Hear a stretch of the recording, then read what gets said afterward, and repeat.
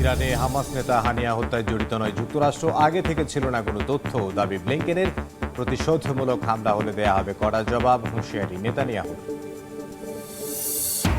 হামাসের শীর্ষ নেতার হত্যার প্রতিবাদে বিক্ষোভে উত্তাল মধ্যপ্রাচ্যের বিভিন্ন দেশ। ফিলিস্তিনিদের সমর্থনে ইস্তাম্বুলের রাজপথে শত শত মানুষ। ইসরায়েল বিরোধী স্লোগান। কৃষ্ণাঙ্গ নাকি ভারতীয়, কামালা হ্যারিসের পরিচয় নিয়ে ট্রাম্পের কটাক্ষ। সাবেক প্রেসিডেন্টের বর্ণবাদী মন্তব্যের জেরে উত্তপ্ত মার্কিন রাজনীতি। হোয়াইট হাউসের তীব্র নিন্দা। বাংলাদেশে সহিংসতার প্রতিবাদে বেলজিয়ামে ইইউ সদর দফতরের সামনে মানববন্ধন। ছাত্র আন্দোলনকে ভিন্ন খাতে প্রবাহিত করে দেশ ধ্বংসের পাঁয়তারার অভিযোগ প্রবাসীদের। এবং মিয়ানমারে আরও 6 মাস বাড়ানো হলো জরুরি অবস্থার মেয়াদ। আগামী বছর নির্বাচন দেওয়ার প্রতিশ্রুতি জান্তা সরকারের দাবি। ভোটার তালিকা তৈরির জন্য বাড়ানো হলো সময়।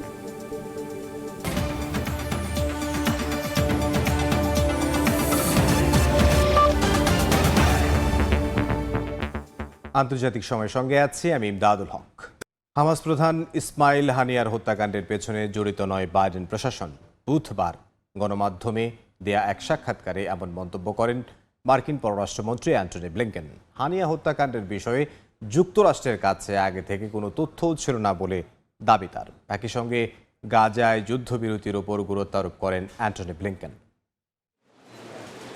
বুধবার স্থানীয় সময় ভোরে ইরানের রাজধানী তেহরানে নিহত হন হামাস প্রধান ইসমাইল হানিয়া। এদিন হানিয়ার আবাসস্থলে হামলা চালিয়ে দেহরক্ষী সহ তাকে হত্যা করা হয়েছে বলে জানায় ইরানের রেভলিউশনারি গার্ড বাহিনী। হামাস নেতা নিহতের দায় ইসরায়েলের উপর চাপায় বিভিন্ন দেশ। ঘটনার সঙ্গে যুক্তরাষ্ট্র জড়িত কিনা এমন প্রশ্নও উঠে আসে। তবে এই ঘটনায় মার্কিন প্রশাসনের অবস্থান পরিষ্কার করলেন দেশটির পররাষ্ট্রমন্ত্রী অ্যান্টনি ব্লিংকেন।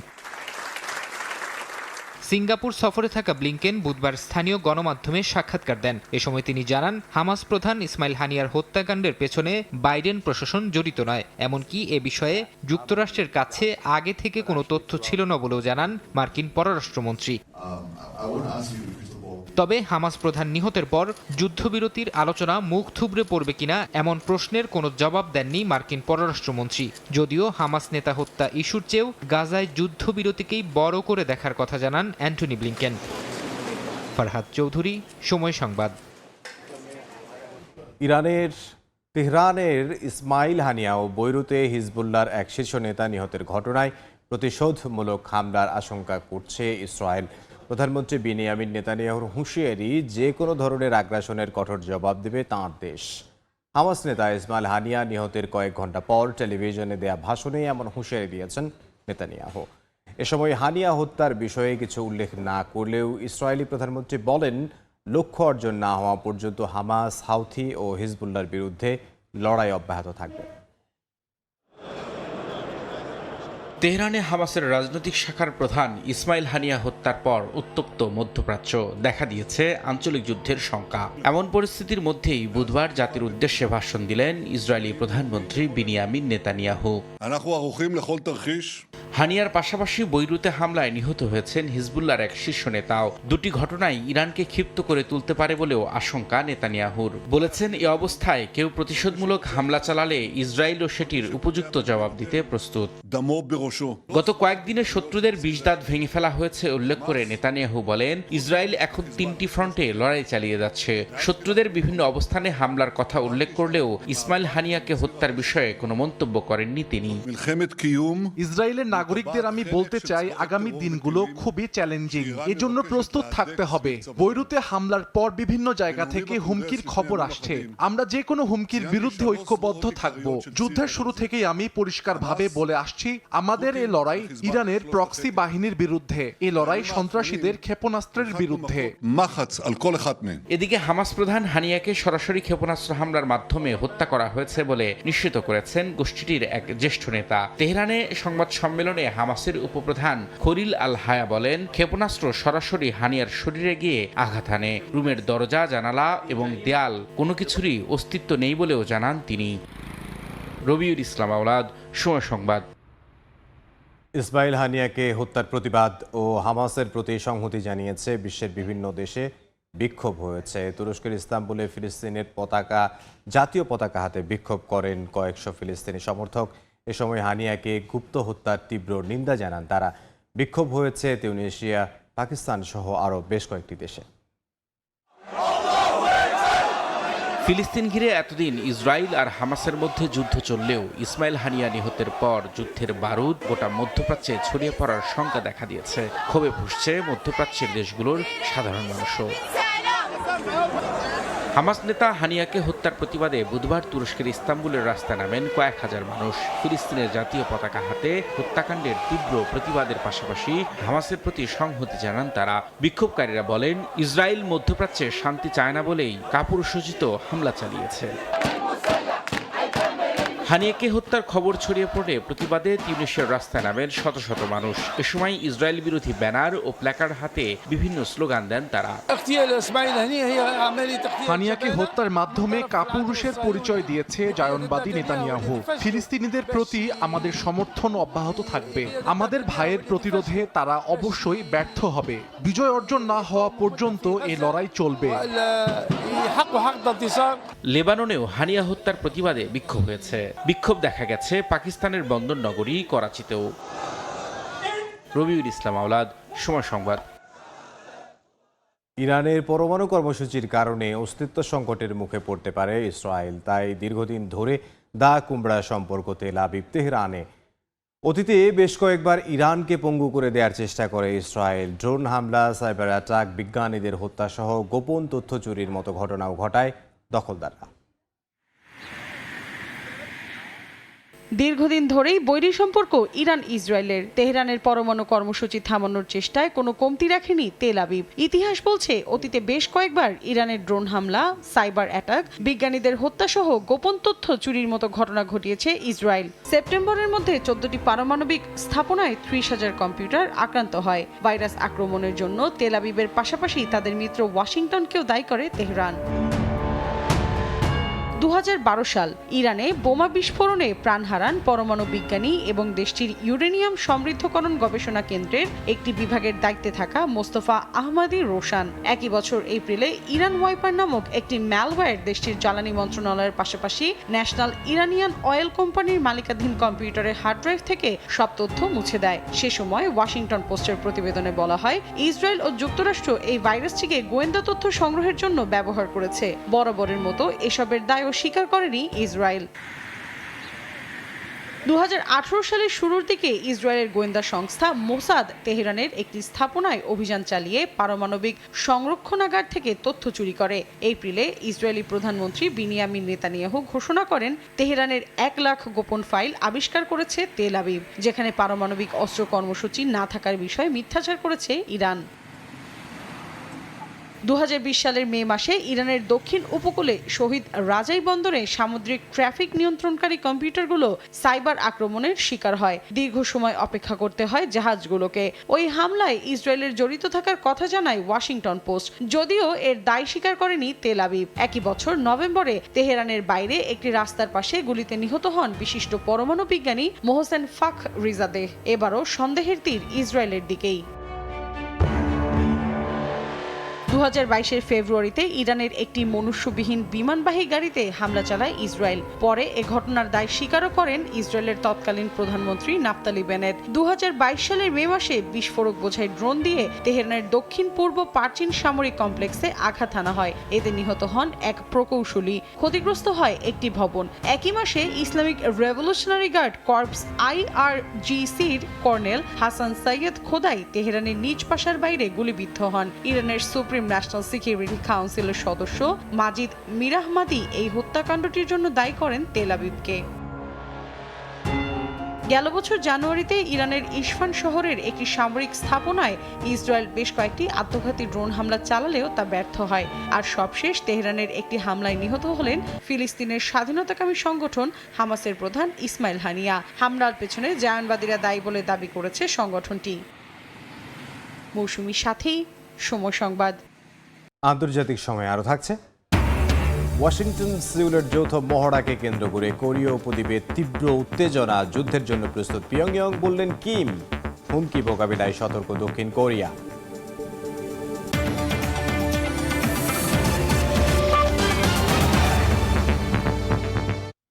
কামালা হ্যারিস কৃষ্ণাঙ্গ নাকি ভারতীয়? সাবেক প্রেসিডেন্ট ডোনাল্ড ট্রাম্পের এমন কটাক্ষের জেরে উত্তপ্ত মার্কিন রাজনীতি। রিপাবলিকান নেতার ওই মন্তব্যের তীব্র নিন্দা জানিয়ে হোয়াইট হাউস বলছে ট্রাম্পের এমন বক্তব্য যুক্তরাষ্ট্রে আরও বিভাজন তৈরি করবে। এর মধ্যেই ডোনাল্ড ট্রাম্পকে নির্বাচনী বিতর্কের চ্যালেঞ্জ ছুড়ে দিয়েছেন ডেমোক্রেটিক পার্টির প্রেসিডেন্ট প্রার্থী কামালা হ্যারিস। কামালার চ্যালেঞ্জে এখনও সাড়া দেননি ট্রাম্প। নতুন জরিপে ট্রাম্পকে পেছনে ফেলে জনপ্রিয়তায় এগিয়েছেন হ্যারিস। যুক্তরাষ্ট্র থেকে সে খবর জানাচ্ছেন লস্কর আল মামুন। মার্কিন প্রেসিডেন্ট নির্বাচনী দৌড় থেকে বাইডেন সরে দাঁড়ানোর পর সেই জায়গায় কামালা হ্যারিস আশায় যেন ডেমোক্রেটিক শিবিরে জোয়ার বইতে শুরু করেছে। বদলে যাচ্ছে নির্বাচনী সব সমীকরণ। মঙ্গলবার জর্জিয়া রাজ্যের আটলান্টা শহরে এক নির্বাচনী জনসভায় ট্রাম্পকে বিতর্কের চ্যালেঞ্জ ছুড়ে দেন কামালা হ্যারিস। সমাবেশে হ্যারিস বলেন, লক্ষণ দেখে মনে হচ্ছে বিতর্কে আসতে চান না ট্রাম্প। তিনি আশা করেন বিতর্কের মঞ্চে তার মুখোমুখি দাঁড়ানোর কথা ট্রাম্প বিবেচনা করবেন এবং যা বলার সরাসরি বলবেন।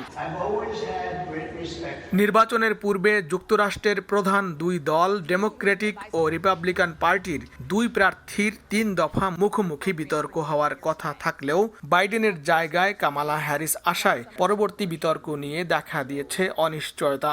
গেল ২৭ জুন প্রথম বিতর্কে বাইডেনকে ধরাশয়ী করে দ্বিতীয় বিতর্কে আগ্রহী হয়ে আরও বিতর্কের প্রয়োজনীয়তার কথাও বলেন ট্রাম্প। তবে এবার সুর পাল্টেছেন তিনি। ৫৯ বছর বয়সী দক্ষ আইনজ্ঞ কামালার বিপরীতে বিতর্কে আসতে রাজি হচ্ছে না ৭৮ বছর বয়সী ট্রাম্প। বিশেষজ্ঞদের মতে বয়সের ব্যবধান ও ফৌজদারি মামলায় দোষী সাব্যস্ত হওয়ায় জনপ্রিয়তা হ্রাসের শঙ্কায় সাবেক অ্যাটর্নি কামালার মুখোমুখি হতে চান না ট্রাম্প। এদিকে সাম্প্রতিক এক জনমত জরিপে ট্রাম্পের চেয়ে জনসমর্থনের দিক দিয়ে আবারও এগিয়ে গেছেন কামালা হ্যারিস। রয়টার্স ইপসোসের নতুন এক জরিপে ৪৩% নিবন্ধিত ভোটারের সমর্থন পেয়েছেন হ্যারিস, আর ট্রাম্প পেয়েছেন ৪২% সমর্থন। নির্বাচনে জো বাইডেনের বদলে হঠাৎ কামালা হ্যারিসের উত্থানে কিছুটা অপ্রস্তুত হয়ে পড়ে রিপাবলিকান শিবির। এক সাংবাদিক সম্মেলনে কামালা কি কৃষ্ণাঙ্গ নাকি ভারতীয় বলে জাতিগত কটাক্ষ করেছেন ট্রাম্প। এ নিয়ে মার্কিন রাজনীতিতে দেখা দিয়েছে চরম উত্তেজনা। ট্রাম্পের এমন মন্তব্যের তীব্র নিন্দা জানিয়েছে হোয়াইট হাউস। সাবেক প্রেসিডেন্টের এ ধরনের মন্তব্য যুক্তরাষ্ট্রে জাতিগত বিভেদ বাড়াবে বলেও হোয়াইট হাউসের পক্ষ থেকে উল্লেখ করা হয়। যদিও এর আগেও বিভিন্ন সময় বর্ণবাদী মন্তব্যের কারণে সমালোচনার মুখে পড়েছেন ডোনাল্ড ট্রাম্প। লস্কর আল মামুন, সময় সংবাদ, যুক্তরাষ্ট্র। বাংলাদেশে কোটা আন্দোলনকে কেন্দ্র করে রাষ্ট্রীয় সম্পদ ধ্বংসের প্রতিবাদে বেলজিয়ামের ব্রাসেলসে ইউ সদর দফতরের সামনে মানববন্ধন করেছেন প্রবাসী বাংলাদেশিরা। এতে অংশ নিয়ে বক্তারা বলেন, ছাত্রদের আন্দোলনকে ভিন্ন খাতে প্রবাহিত করে দেশকে ধ্বংসের পাঁয়তারা করছে একটি গোষ্ঠী। এ বিষয়ে প্রবাসীদের সজাগ থাকার আহ্বানও তাদের।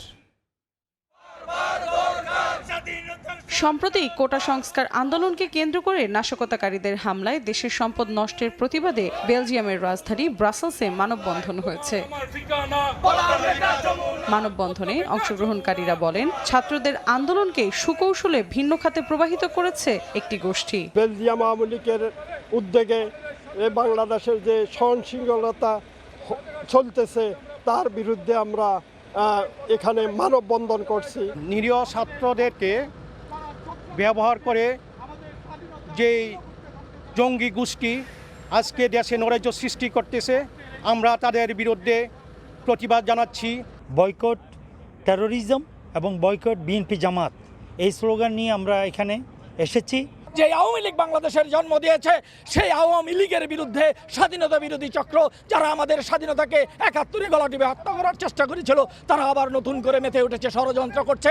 মানববন্ধনে অংশ নেন মানবাধিকার কর্মী ও সাংবাদিক এন্ডি ভার্মট। তিনি বলেন, ছাত্রদের শান্তিপূর্ণ সমাবেশ ছিনিয়ে নিয়েছে জামায়াতে ইসলামী। So we hope that European Parliament is aware of this and that they will do also a thorough investigation. Belgium Awami League এই মানববন্ধন আয়োজন করে। এতে অংশ নেন সর্ব ইউরোপিয়ান আওয়ামী লীগ, নেদারল্যান্ডস আওয়ামী লীগ, বিভিন্ন মানবাধিকার সংগঠন ও ইউরোপের অন্যান্য দেশের স্থানীয় আওয়ামী লীগ সহ প্রবাসীরা। সময় সংবাদ, বেলজিয়াম। মিয়ানমারে জরুরি অবস্থার মেয়াদ আরও ৬ মাস বাড়ানো হয়েছে। একই সঙ্গে আগামী বছর জাতীয় নির্বাচনের আশ্বাস দিয়েছে দেশটির জান্তা সরকার। স্থানীয় সময় বুধবার রাষ্ট্রীয় টেলিভিশনের খবরে বলা হয়, ভোটার তালিকার জন্য জনসংখ্যার তথ্য সংগ্রহ করতেই এই জরুরি অবস্থার মেয়াদ বাড়ানো হয়েছে। 2021 সালের ফেব্রুয়ারিতে দেশটির গণতন্ত্রপন্থী নেত্রী অং সান সুচিকে গৃহবন্দী করে ক্ষমতা দখলে নেয় মিয়ানমারের সামরিক বাহিনী। নির্বাচিত সরকার উৎখাত করায় দেশব্যাপী শুরু হয় তীব্র আন্দোলন। পরিস্থিতি নিয়ন্ত্রণে জারি করা হয় জরুরি অবস্থা। এরপর বেশ কয়েক দফা জরুরি অবস্থার মেয়াদ বাড়ানো হয়।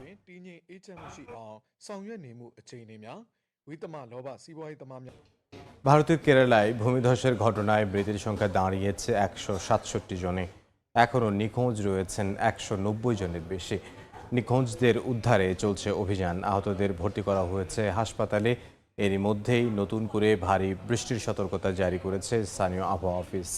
সেই সঙ্গে 30-40 কিলোমিটার বেগে ঝোড়ো হাওয়া বইতে পারে ওয়েনারের উপর দিয়ে। এতে উদ্ধার কাজ ব্যাহত হতে পারে বলে মনে করছেন উদ্ধারকারীরা।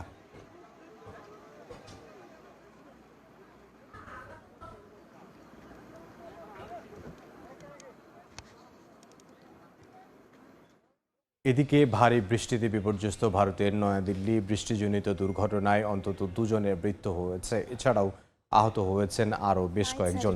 স্থানীয় সময় বুধবার সন্ধ্যায় বৃষ্টির কারণে অন্তত 10টি বিমান দিল্লিতে নামতে পারেনি। বৃষ্টি অব্যাহত থাকার সম্ভাবনা থাকায় সেখানে রেড অ্যালার্ট জারি করা হয়েছে। এর আগেও গত শনিবারই দিল্লিতে একটি কোচিং সেন্টারের বেজমেন্টে পানি জমে 3 শিক্ষার্থীর মর্মান্তিক মৃত্যু হয়। কোচিং সেন্টারটি যে রোডে অবস্থিত সেই রোডটি বুধবার আবারও ডুবেছে। ভয়াবহ দাবানলে জ্বলছে বিশ্বের বিভিন্ন দেশ। কোনোভাবেই নিয়ন্ত্রণে আসছে না যুক্তরাষ্ট্রের ক্যালিফোর্নিয়া, ওয়াশিংটন সহ কলোরাডো অঙ্গরাজ্যের আগুন। লেলিহান শিখায় পুড়ছে ইউরোপের গ্রিস, আলবেনিয়া, উত্তর মেসিডোনিয়া, বুলগেরিয়া সহ ক্রোয়েশিয়াও। জলবায়ু পরিবর্তনের কারণে আবহাওয়ার এমন বৈরী রূপ দেখা যাচ্ছে বলে মত বিশ্লেষকদের। লেলিহান অগ্নিশিখায় পুড়ে ছাই হয়ে যাচ্ছে যুক্তরাষ্ট্র, কানাডা সহ ইউরোপের বেশ কয়েকটি দেশের লাখ লাখ একর এলাকা। কোনোভাবেই নিয়ন্ত্রণে আসছে না যুক্তরাষ্ট্রের বেশ কয়েকটি অঙ্গরাজ্যের দাবানল পরিস্থিতি। পুড়ে গেছে ওয়াশিংটনের প্রায় 35,000, ক্যালিফোর্নিয়ার রিভারসাইড কাউন্টিতে প্রায় 3,000 এবং কলোরাডোর আলেকজান্ডার মাউন্টের প্রায় 1,000 একর এলাকা।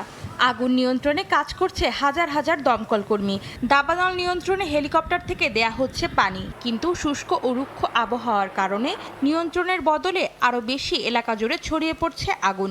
এছাড়া ক্যালিফোর্নিয়ার ফরেস্ট পার্কে 5 দিনের দাবানলে পুড়ে ছাই হয়ে গেছে 3.5 লাখ একরের বেশি অঞ্চল। ক্ষতিগ্রস্ত হয়েছে 100টিরও বেশি ভবন।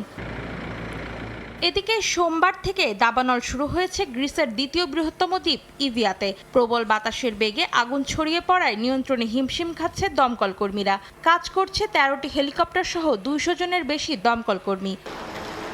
অন্যদিকে দাবানলের ভয়াবহতা ছড়িয়ে পড়েছে আলবেনিয়া, উত্তর মেসিডোনিয়া, বুলগেরিয়া, ক্রোয়েশিয়া সহ ইউরোপের বেশ কয়েকটি দেশে। পুড়ে যাচ্ছে আলবেনিয়ার উপকূলীয় শেনজিং শহরের বেশ কয়েকটি আবাসিক ভবন, হোটেল ও রাস্তাঘাট।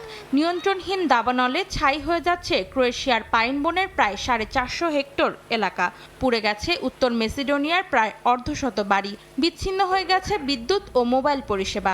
দাবানলের ভয়াবহতার কারণে সরিয়ে নেওয়া হয়েছে ওই এলাকার সব বাসিন্দাকে।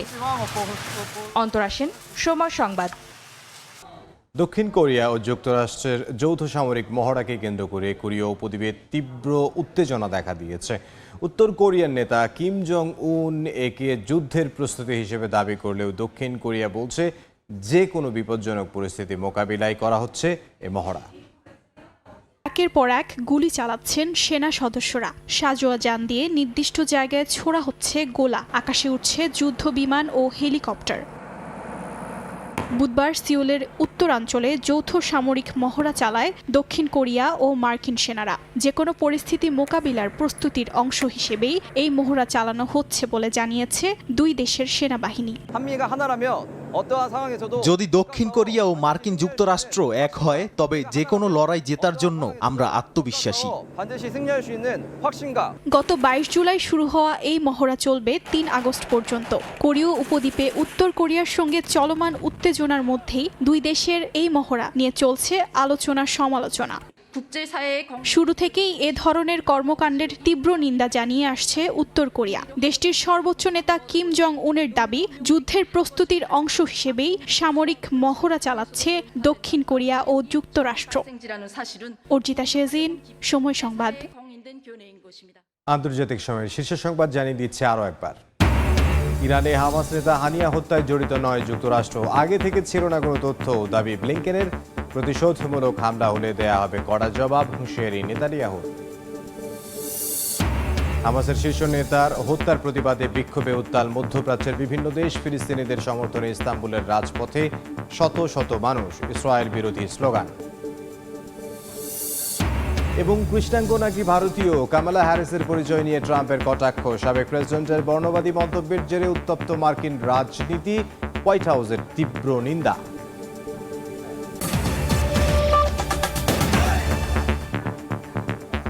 এ ছিল আন্তর্জাতিক সময় সংবাদ নিয়ে সঙ্গে থাকবেন সহকর্মী কনক আজাদ। ধন্যবাদ ইমদাদ। সময় সংবাদ নিয়ে ফিরছি কিছুক্ষণ পর, সঙ্গেই থাকুন সময়।